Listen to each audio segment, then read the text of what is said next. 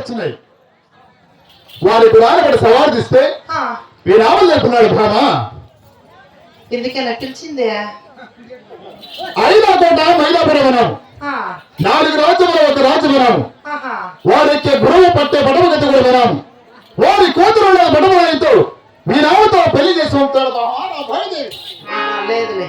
ఇప్పుడు నీకు పెళ్లి కాలా గెలుపు గెలిచి నువ్వు దాన్ని పెళ్లి చేసుకోవాలా పెళ్లి కాదు బహుమతులు కాదు వారికి వారు సహాదిస్తాయి అంశాలు ఇప్పుడు పోవాలని నన్ను ఢిల్లీకి వెళ్ళాలా మరి నన్ను నీ దగ్గర దీవెన కావాలి దీవెన అవును ఆ దీవెన కోసం వచ్చావు నేను ఆ దీవెన ఇవ్వను గాని నా భర్త పిలిచాడని మంచి చీర కట్టుకొని అత్తర పని యజమానికి ఇచ్చుకొని మళ్ళీ పూలు పెట్టుకొని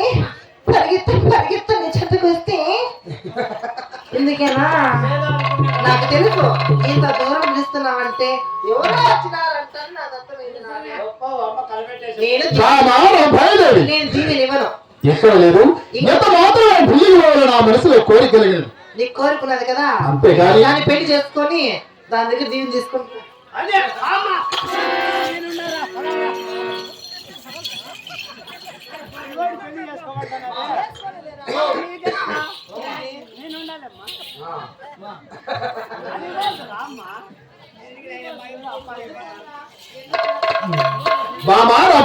నాకు మొగుడు ఉన్నాడు కాదు కట్టంగానట్టుగా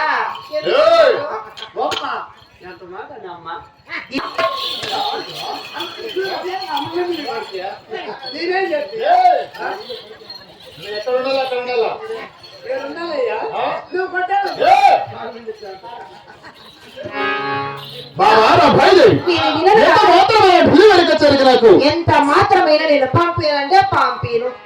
నాకు వద్దు నువ్వు నా దగ్గర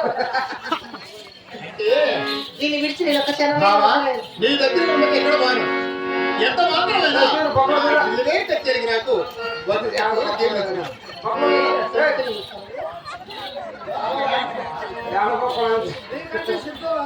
సర్లే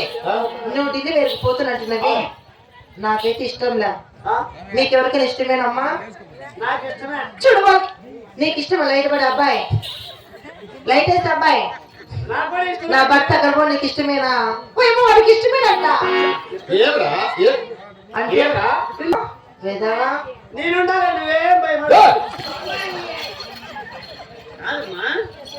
ప్రాణేశ్వర అట్లా అడిగి అడుగుతుంది నేను మాట్లాడు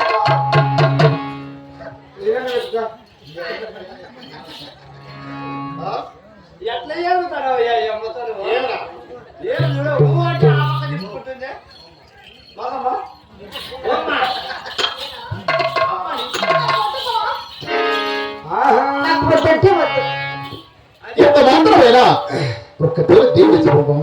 ఎంత మాత్రమైనా నన్ను ఇష్టంగా పెళ్లి చేసుకున్న భార్యనే కదా మళ్ళీ ఆపదలు ఎందుకు నీకు ఏమి పెళ్లి చేసుకుని వెళ్ళలేదు ఎంత మాత్రం ఢిల్లీకి పోయి గురాలు పెట్టి సవాలు చేస్తామని నా మనసులో సందేహం కలిగింది అంతేగాని వారి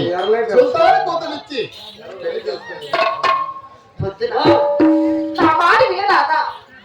అయినా కూడా భర్త చెప్పినట్టు భార్య వినల్లా భార్య చెప్పినట్టు భర్త వినల్లా ఇరువురు వింటేనే సంసారం అనేది ఇప్పుడు భర్త చెప్పాడు కదా భార్య వినాలి కదా ఇప్పుడు కూడా భార్య చెప్పింది కదా భర్త వినొచ్చు కదా భర్త ఏంటి వింటాడమ్మా భార్య వినాలా వినేదిరా అరే భర్త వినాడు భార్య వినాలా అంటాడా మాట అమ్మా నువ్వే వినమ్మా